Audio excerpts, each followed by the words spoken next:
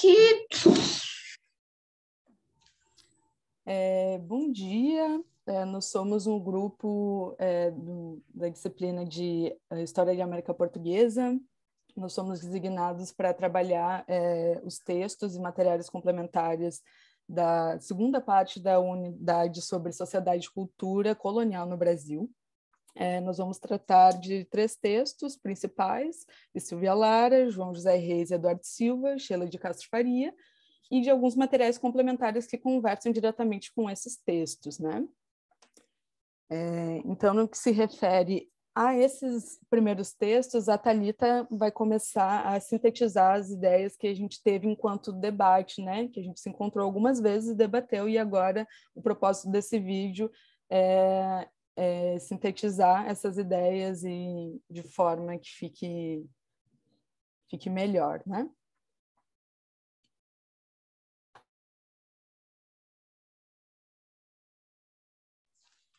Então, em relação pelo menos aos 2 primeiros textos, né, a gente viu que tem eles conversam bastante entre si, que é o texto da Silvia Lara e do João José Reis, né, principalmente no que tange a crítica historiográfica, né, a crítica historiográfica anterior.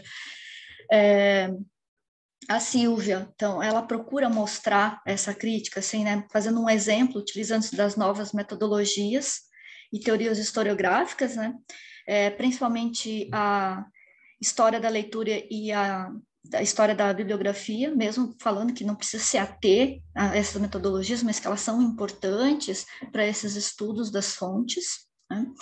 E o João José Reis faz isso através dos exemplos de pesquisas e pesquisadores. Então, o texto dele mostra bastante pesquisas, pesquisadores, então, que enfatizam também a alteridade, que é outro elemento que os autores, eles demonstram bastante em seus textos, né? Que é a crítica à historiografia, e dentro dessa crítica à historiografia, então, eles vão trazer os elementos que eles enfatizam como importantes, que é a subjetividade, a autoridade desses grupos, né, de grupos que foram esquecidos pela historiografia, enfim. Então, ele mostra, né, essa quantidade de pesquisa e pesquisadores, né, que enfatizam, então, essas subjetividades nas suas pesquisas, ao invés da generalização, que é a crítica que eles fazem à historiografia anterior, né, a generalização de grupos sociais dentro da história. A Sheila, no caso, o texto da Sheila, ela vai ser um exemplo concreto, então, desse tipo de pesquisa historiográfica, né, contemporânea. Não que a Silvia não faça isso. A Silvia, ela demonstra isso um pouco lá na sua pesquisa, né, mas o texto dela, então, faz uma conversa entre a crítica e demonstrando através do método, né, e da teoria, como é possível realizar, então, o que se escapou dessa historiografia através da análise de fontes. Essa crítica, né, da historiografia que a Silvia Lara, o João José Reis, e o Eduardo Silva e a própria Sheila fazem, né, está ligado muito a um caráter historiográfico eurocêntrico que vinha sendo aplicado, né, uma teoria geral da Europa que vinha sendo aplicado num contexto brasileiro, num geral, assim, num contexto desses lugares subalternos, né? Então, esses autores e autoras, eles vêm com uma proposta de dizer, olha, existem essas fontes, né, essa documentação, e se a gente olhar elas, né, a própria Silvia Lara fala, se tu olhar essas fontes e cruzar os dados com outras áreas disciplinares, a gente consegue chegar a uma historiografia mais apurada dos fatos, né? E não silenciar essas vozes, né? As vozes dos escravos. Inclusive, ela fala assim que colocam muito o texto dela, né, é sobre Palmares, assim, que ela utiliza basicamente isso, né, a pesquisa dela sobre Palmares, né, sobre Palmares e tudo mais, e aí durante o texto tem muito esse teor de que precisa descobrir quem é essa figura, né, do zumbi, o que representou o Palmares dentro do contexto brasileiro, para entender a importância dele no contexto internacional, porque o texto o tempo todo faz esse jogo do que vem da África, né, dos elementos africanos que influenciaram a cultura afro-brasileira, né? Então, ela diz que para entender isso precisa primeiro olhar para o setor, para o contexto interno brasileiro, né? E através desse cruzamento de fontes, né? Através das perguntas certas, olhando essa documentação, poderia se chegar nessa historiografia apurada, né? Então, se fala muito nesses textos do problema da falta de documentos escritos por mãos negras, né? Isso é um grande problema, porque naquela época a documentação que prevalecia eram as oficiais, né? Que tinham esse teor muito político, né? Muito militar, de exaltar esses heróis, né? De criar os heróis para essa nação brasileira. Então, e o que o Reis e o Silva nos colocam ali nos textos deles, né? Que estão dentro daquele livro sobre negociações e conflitos, né? É que basicamente os escravos eles eram agentes políticos, né, agentes ativos, participantes desse processo, assim, da construção da sociedade brasileira, e que eles não eram simplesmente o escravo coisa, né? Eles negociavam, eles encontravam maneiras, esses escravos africanos que chegavam no Brasil encontravam maneiras de sobreviver aqui, e se adaptavam, e muito do sincretismo que a gente tem hoje em dia vem isso ligado a vários setores, vem justamente dessa habilidade de alguns desses escravos de se adaptarem ao contexto brasileiro e negociarem e conseguirem sobreviver dentro das condições que lhes eram dadas, né? Ainda nesse diálogo, né, que a gente tem do primeiro texto da Silvia quanto do Reis, a gente ressaltou algumas diferenças entre os dois, né? Então, por mais que os dois partam e desenvolvam a questão da crítica à historiografia, a crítica à questão das fontes, da documentação, a Silvia ela busca um contexto um pouco mais particular, uma crítica mais ampla, enquanto o Reis ele traz mais questões variadas, né, como o papel do escravo no comércio e suas revoltas, enfim. Então, a Silvia ela vai partir de uma crítica geral da historiografia, ela vai comentar com a particularidade da relação dos quilombos com o sistema que ela chama, inclusive, no título do texto, né, que é Fé, Lei e Rei. Então, um sistema de Estado, realmente, o que já desemboca em outra crítica à questão da análise de fontes, né?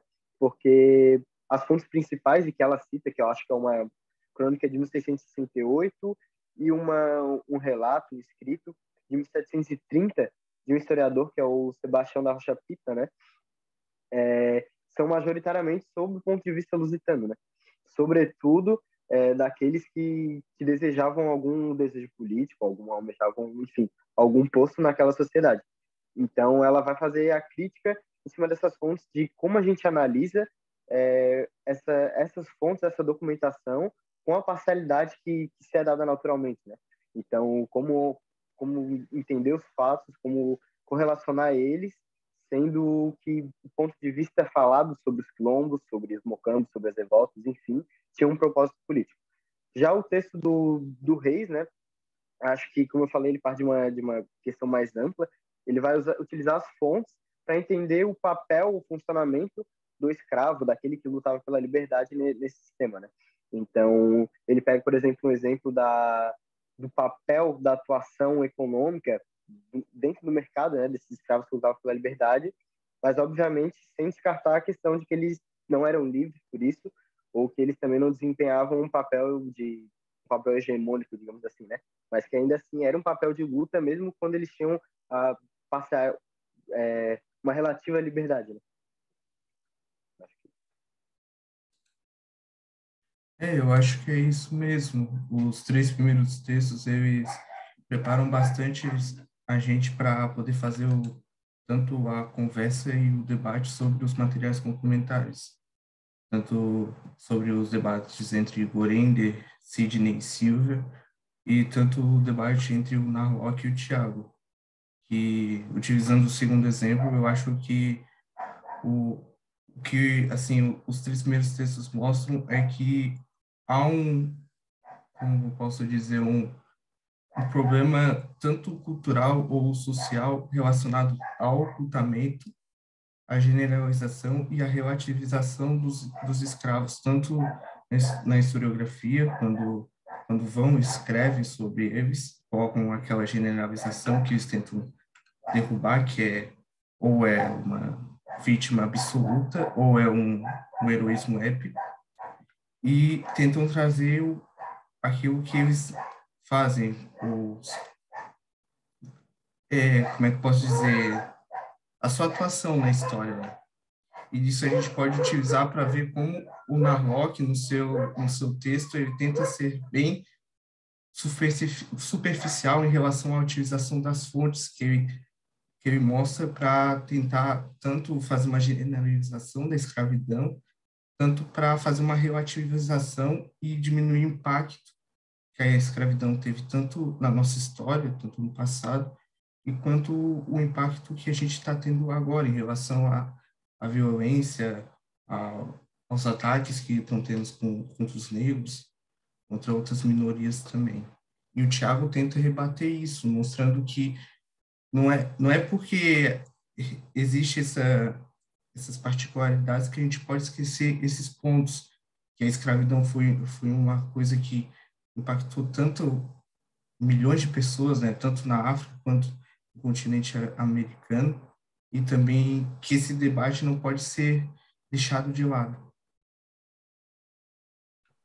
E pegando o gancho, né, do Miguel ali, eu acho que é bem isso assim que vem no nosso debate diversas vezes, assim, essa dicotomia, né? A historiografia mais conservadora, mais eurocêntrica, vinha sempre na dicotomia: é bom ou ruim, herói e vilão, né? Mas o que todos esses 3 textos nos mostram é que essas relações eram muito mais complexas, né?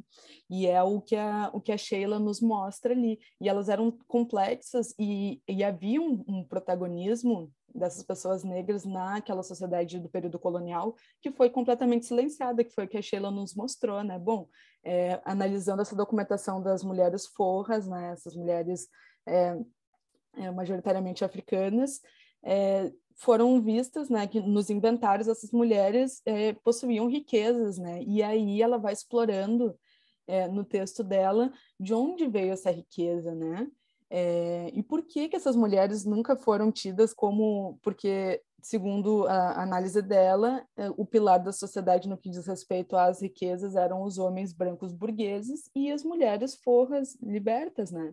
Então, o porquê que isso nunca veio à tona, né, na historiografia? Por que só a partir, talvez, ali dos anos 90, né, dessa nova forma de analisar esses estudos, que começaram a olhar para esses registros, né, com um olhar diferente?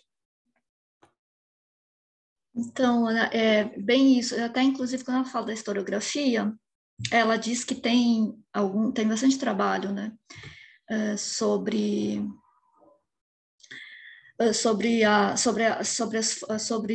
tem bastante não, mas tem muitos trabalhos sobre os forros, mas não tem trabalhos, por exemplo, que é o que ela vai se destacar, os trabalhos após a alforria, né?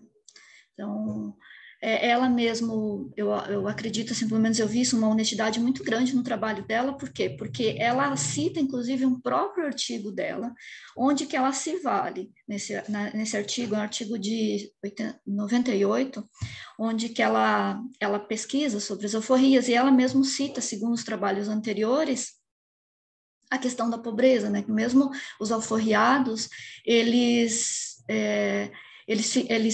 eram pessoas pobres, porque as alforrias eram muito onerosas, né? Então, para você conseguir juntar a alforria, então, a probabilidade maior, e isso é uma hipótese, né?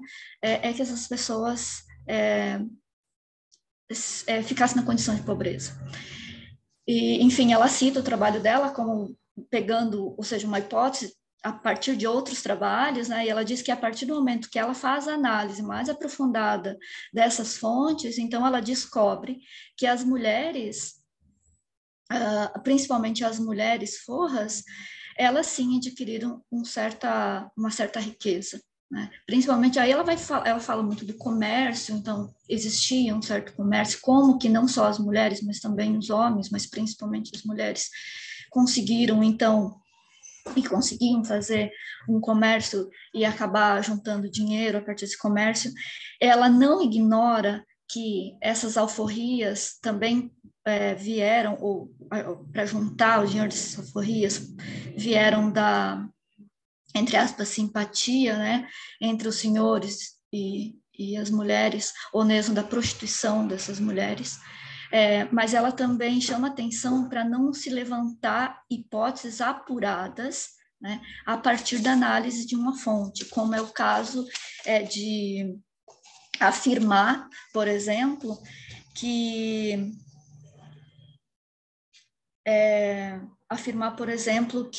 essas mulheres se prostituíam por vontade ou por pressão. Então, ela fala que é importante também não se fazer esse tipo de... não se levantar essa hipótese apressadamente, né? Porque as fontes que ela pesquisa, pelo menos, não revelam isso.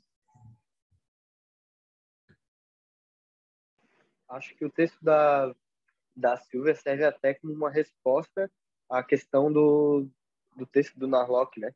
Daquele debate que tem no material complementar. Porque justamente o exemplo que ele usa são das mulheres negras dessa época, as sinhás, né? Que detinham um certo poder econômico, entre aspas até, a gente pode dizer, e que por isso elas seriam livres, ou por isso elas teriam um relativo poder naquela sociedade. Então, acho que aí a gente pode ver entre o texto da Silvia, não, desculpa, da Sheila, e desse material complementar, a diferença, por exemplo, do uso de dados, do uso da documentação para comprovação de uma teoria política tua, algum objetivo, como parece ser o caso do Narlock, né? E, enfim, um material historiográfico científico, né? Correto, que busque correlacionar os fatos da maneira justa, que é o que a Sheila mostra, né? E que a Thalita falou que, por mais que tivessem essa liberdade econômica, em certo sentido, como, por exemplo, a centralidade das mulheres negras no comércio local, naquela época, ou, por exemplo, que as mulheres representavam 2/3, né? Mais da metade do total de alforrias daquela época, elas não... Ainda assim, era preço da venda de corpo, ainda assim, era preço de muita opressão, né? Sobre aquilo. Ainda nesse debate um pouco mais amplo, acho que se correlaciona também com o debate, com as críticas que vão ser feitas ao Gorender, né? Que é a questão de tu tentar encaixar a realidade, tentar encaixar os fatos a uma teoria política, uma teoria até mecânica, em certo sentido. A briga ali né, desse debate, assim, me pareceu que a Silvia, ela entra nessa briga com o Gorender e ela chama mesmo a historiografia do Gorender ela fala, né, ela chama ele de uma historiografia militante, né, uma historiografia militante. E eu acho que é bem, assim, bem interessante pontuar a questão de que os trabalhos dessa nova historiografia não se trata de relativizar a violência, por exemplo, dos escravos, como o Gorender tenta fazer, tenta chamar atenção, ele fala sobre isso, né? Ele tenta levar para esse caminho, né? Não se trata de relativizar a violência ou suavizar a violência, como ele diz, mas se trata principalmente de destacar, como a Silvia fala bastante no texto dela, as subjetividades de pessoas e de uma série de pessoas que foram esquecidas na história, né? A Silvia, fora o texto dela, assim, lembrando também a tese dela com esse trabalho, a tese dela principalmente tenta destacar uma experiência política, ela vai chamar muito de experiência política, ela vai dizer que tem uma experiência política que foi trazida por essas pessoas escravizadas da África para o Atlântico, né? Foi transposta essa experiência política da África para o Brasil, por exemplo. Então, essa tese dela, ela tenta desenvolver isso não só nesse trabalho, como em outros trabalhos. Isso é bem interessante.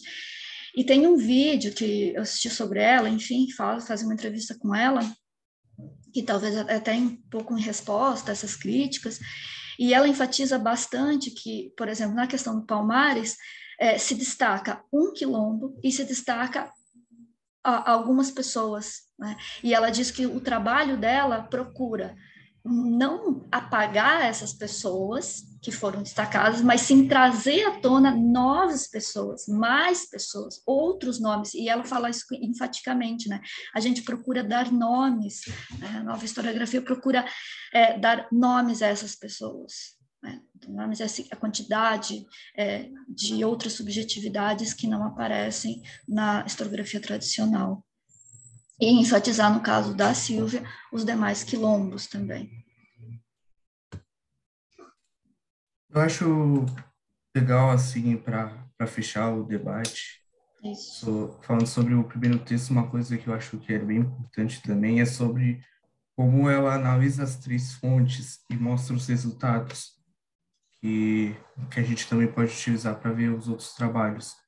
No caso, ela mostra tanto nas fontes que eles utilizam, que há uma ideologia senhorial nessas fontes, que tanto a Ana falou no começo, como a Thalita também, que há nos autores um engrandecimento, tanto em relação ao combate, ou a semelhança que eles utilizam de si para colocar no quilombo, e também há aquelas informações que estão nas entrelinhas, que a gente precisa tanto cruzar as fontes com outras informações, como a Ana ressaltou no começo, para você compreender e retirar esses pontos que não estão aparecendo nas fontes, para você falar sobre esse personagem que está sendo ocultado da história, em relação à ideologia senhorial que está nessas fontes.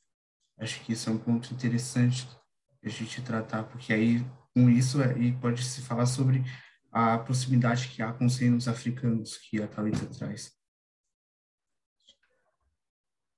E só para fazer um fechamento assim, no que se refere, né, aos materiais complementares, acho que no primeiro assim, fica bem claro, né, que há uma crítica ali de Sidney e da própria Silvia Lara, né, ao Gorender, e essa questão de colocar essa teoria que veio da Europa, né, é uma teoria marxista, mas que ela foi produzida na Europa, colocar essa teoria geral para aplicar no Brasil, e que isso negligencia certos aspectos e peculiaridades da sociedade brasileira, né, que vai bem no sentido que a Thalita falou, de dar voz a essas pessoas que foram silenciadas, né? E no que se refere ao Narlock também está muito nesse sentido, assim, que inclusive a Silvia Lara acusa o Gorender de não se aprofundar nas fontes, selecionar algumas fontes e a partir dessas fontes criar a hipótese dele, né? E que foi a nossa leitura foi que o Narlock fez basicamente isso. Ele pegou, inclusive, o texto da própria Sheila e manipulou aquelas informações de acordo com o que ele acreditava que deveria ser, né? Que foi uma defesa do capitalismo, assim. E que o Tiago Amparo foi, e com muita classe, assim, ele foi desconstruindo, assim, né? Tipo, não podemos relativizar isso. E a gente, enquanto grupo, a gente entendeu, assim, que esses textos e esses materiais complementares fecharam a unidade de uma forma bem coesa, assim, e que eles foram como um foi preparando o terreno para o outro, para que a gente entendesse, né, todo esse contexto. Mas é isso, enquanto grupo, acho que foram essas conclusões que nós chegamos.